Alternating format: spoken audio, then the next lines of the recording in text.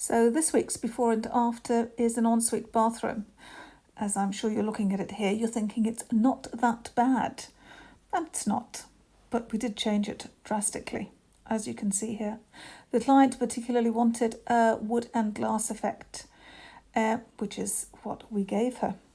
The tiles obviously are all wood in the shower unit. We did a suspended vanity unit simply because we needed to make sure it looked bigger than it actually was, because the space was very, very restrictive.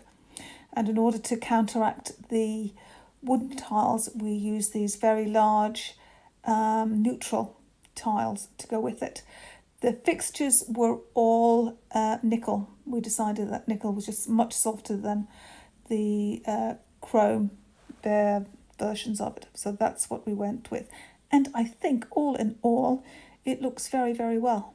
Well, it looks a lot better than it did before.